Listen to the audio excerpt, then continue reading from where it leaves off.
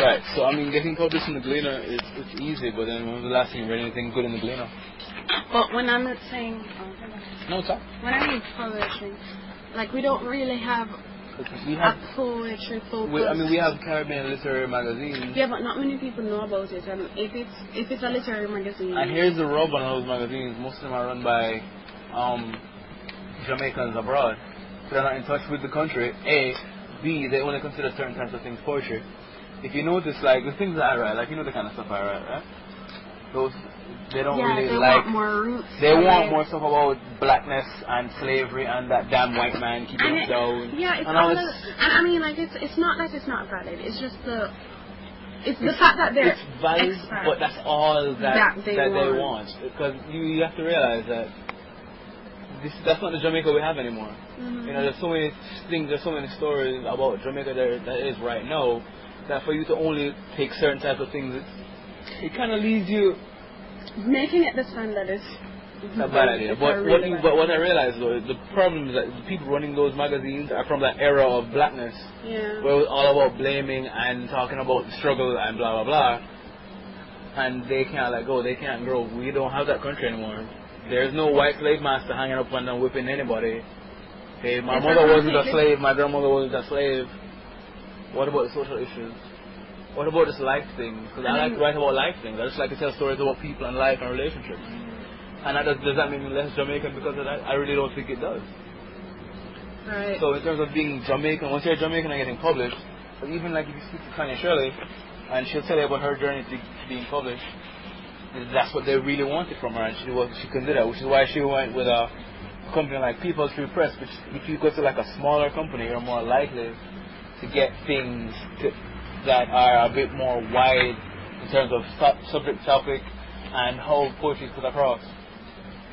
Because other people focus on form, right? I mean, I don't, but I'm not a professional writer, so I didn't learn about form. I like to think of myself as a decent writer, but I don't think you need a form. I think if you're telling a story, then you're fine. I think if you can sit there and get your point across, then why is there need a form? Right? So a lot of the times, we're still very Europeanized in how we view poetry and how we listen to poetry and think about poetry.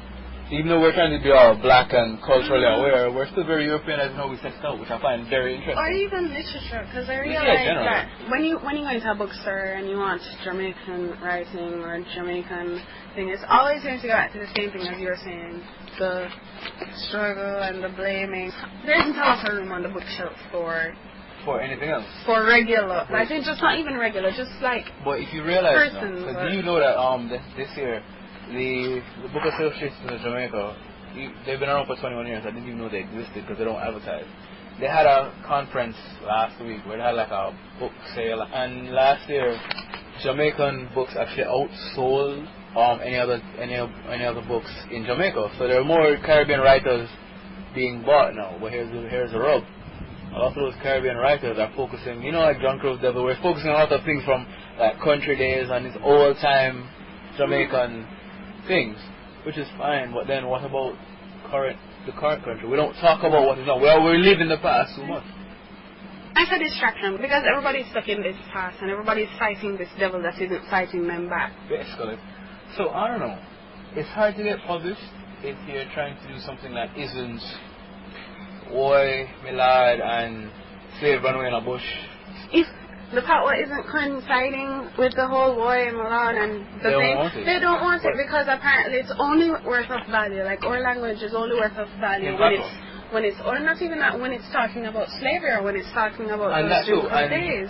But my issue as well with language though is that even if you see somebody that call himself a poet, they feel like they need to be speaking in patois. Like when I go up there and speak English, people look at me like, what the hell? You get me? Because apparently I'm Jamaican, so I shouldn't speak English. But this is an English-speaking country. Patois is not a language. And people should not be fooled into thinking patois is a language in that sense. You cannot go anywhere else in the world and speak patois and expect to get anywhere. You want a job? You will tell the boss, go on.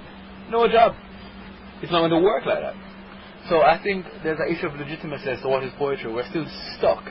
We're still very, very stuck.